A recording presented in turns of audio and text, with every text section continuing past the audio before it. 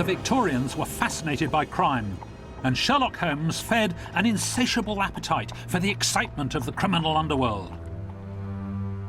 Across Britain, huge numbers of people had migrated to towns and cities. This crowding together of strangers led to feelings of distrust and insecurity. And just as today, public fears were stoked with sensational reports of the most lurid crimes. The Victorians began to feel that they were being swamped by a crime wave. There seemed to be an increase in lawlessness in towns and cities right across the country. Crime was becoming a political issue and action was needed.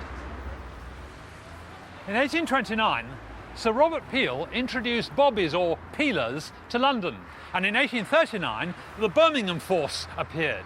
But it wasn't until 1856 that the government decided that every town in the country should have its own police force. For the police to be effective, they had to be recognisable by the public, so they wore a distinctive uniform.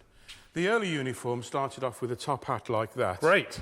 I like that. That's for the air of authority. Right. You're the boss, you're telling the people what to do. Okay. Don't park that wagon there. But the jacket is a tail jacket. Now, the idea was that people in authority would wear the top hat, so they were giving the orders.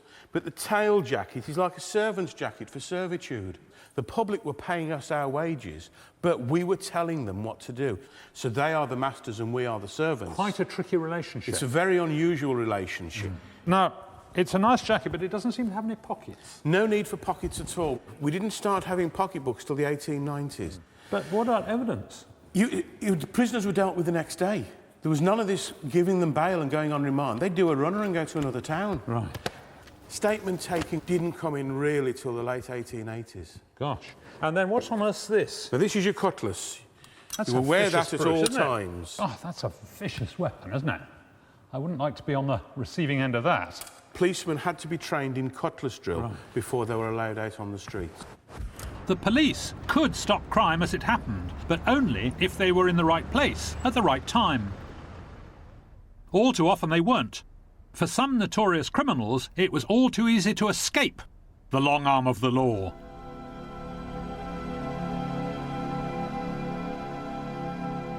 In 1888, these streets in London's East End were the hunting ground of one of Britain's most notorious criminals, the fearsome Leather Apron, more commonly known as Jack the Ripper. His crimes were cold and calculated. He cut the throats of 5 women, all of whom had fallen into disrepute. The first 2 and the last 2 had their bodies horribly mutilated, but on the 3rd occasion he was almost caught in the act. He escaped, and within the hour he killed his 4th victim.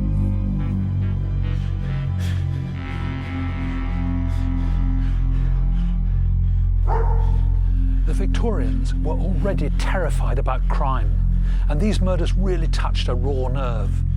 The Queen wrote to the Home Secretary expressing her severe concern, and the people were desperate to find out about the murders. The newspapers were only too happy to print all the salacious details because their circulation was going up. In fact, some people said that journalists planted false evidence just to keep the story on the boil.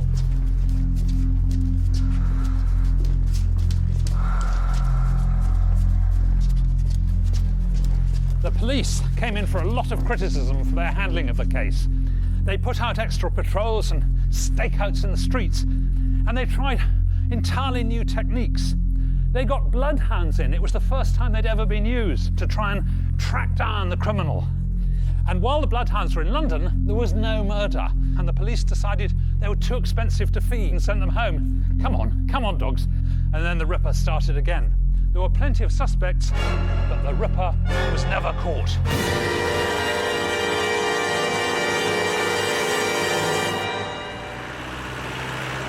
In a murder investigation today, the police would unleash a whole battery of techniques that were simply unavailable to the Victorians. Nevertheless, the Victorians were the fathers of forensic science. The first forensic test was developed in 1840 to detect arson.